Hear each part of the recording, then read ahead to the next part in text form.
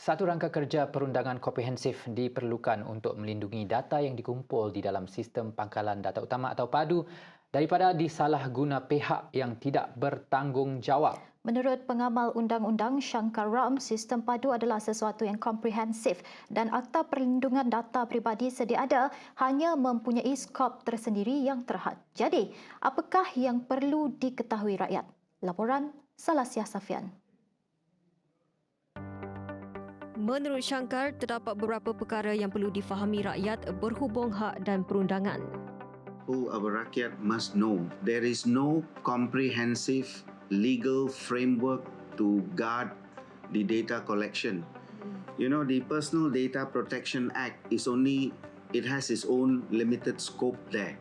There can be all sorts of people who would want to breach, and there can be violation, there can be abuse. While you're helping the poor, at the same time you're exposing them to, such a huge risk.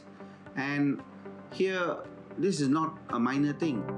Dalam hal ini, beliau menyarankan agar kerajaan persekutuan merujuk pelaksana seumpama di negara luar seperti United Kingdom yang mempunyai peraturan perlindungan data umum United Kingdom UK GDPR.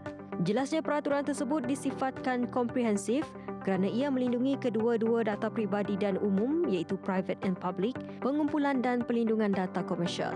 Justru apa yang perlu dilakukan adalah kerajaan persekutuan memperuntukkan sejumlah dana dan kerajaan Sarawak akan tahu bagaimana cara untuk melaksanakannya. Sarawak, we form Malaysia, but we cannot be subjugated by all these kind of things, then expose our Sarawakians to such risk of, abuse, or there could be a possible breach of the data. People can hack into it. Even Pentagon can be hacked. So who says that this is impeccable? So with respect, I'm saying that it has to be a very, very proper study of this area. Sementara itu, pakar bidang khusus ICT dan pendigitalan Dr. Dolly Amy Harold berkata, kebimbangan rakyat wujud kerana tidak yakin akan keselamatan data sensitif mereka. Ia ekoran banyak kes berkenaan skema, penggunaan data tanpa kebenaran dan kecurian identiti sering dilaporkan berlaku. Selain daripada tu, mereka juga memastikan sistem PADU ni mematuhi semua peraturan-peraturan keselamatan yang telah ditetapkan di peringkat kerajaan. Because dalam peringkat kerajaan, dia ada banyak peraturan yang telah digunakan. Satu macam rangkaian kerja keselamatan cyber sektor awam. Dia dah ada tu. Dia dah ada juga dasar keselamatan ICT sektor awam. Merangkumi garis panduan CGSO, dasar keselamatan ICT Kementerian Ekonomi dan DOSEM, dan prosedur pengurusan insiden keselamatan ICT, dan juga setiap agensi ada dokumen keselamatan data mereka tersendiri. Selain itu, jelasnya sistem PADU juga perlu memberi fokus kepada pengumpulan data penting dan bersasar agar mudah untuk difahami rakyat.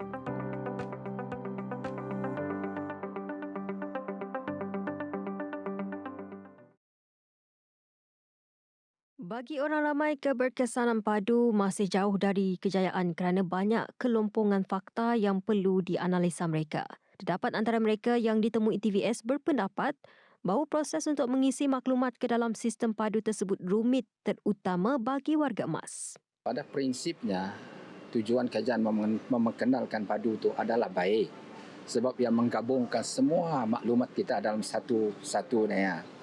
Jadi, tapi dari segi pelaksanaannya, terutama bagi yang pesara-pesara ataupun warga emas, ia agak rumit sebab banyak perkara yang perlu diisi, terutama apabila kita menggunakan handphone. Bagi saya, kalau kerajaan Sarawak ingin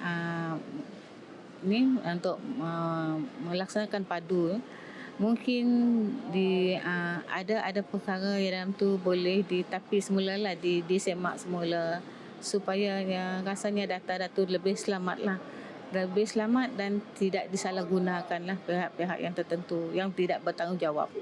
Harapan tu memang adalah kalau betul-betul kerajaan nak bagi semangat, bagi pertolongan, bantuan kepada AB40 ke apa itu tidak salah. Bahkan beberapa tahun-tahun ini pun dia ada orang dah bagi. Jadi dia macam dia takut ada orang yang tidak dapat walaupun dia layak. Sekarang ni pun banyak yang layak tapi tidak dapat. Tidak dapat tu. Jadi untuk bagi saya lah baik juga kerajaan introduce tu padu memang bagus tapi menyempurnakannya nanti tidak tahulah akan datang sebab kita punya state pun bingung sikit lah, bukan tidak setuju tapi dia bingung lah. Tidak dinafikan, masih terdapat rakyat Malaysia yang tidak tahu mengenai kewujudan padu. Okey, tak tahu sih apa-apa mengenai padu. Kami faham gila. Pernah dengar mengenai padu? Si benar. Macam dia macam krim kah? Aku pun si tahu juga lah. Oh. Pendaftaran sistem padu telah dibuka bermula 1 Januari 2024 hingga 31 Mac ini. Setakat 28 Mac 2024, seramai 9.24 juta rakyat Malaysia telah mengemas kini maklumat di dalam padu. Sistem pangkalan data utama padu hari ini menjadi antara bualan hangat oleh warga Malaysia. Ada yang menyuarakan pandangan, ada yang bersetuju dan malah ada juga yang tidak bersetuju. Dan ada juga di antara mereka yang menyuarakan kegusaran jika berlakunya kebocoran terhadap data pribadi yang disalurkan. Jadi apakah langkah kerajaan seterusnya untuk mengembalikan keyakinan rakyat terhadap sistem padu ini? Salasa Safian dan juru kamera Tio Chiwe melaporkan untuk TVS.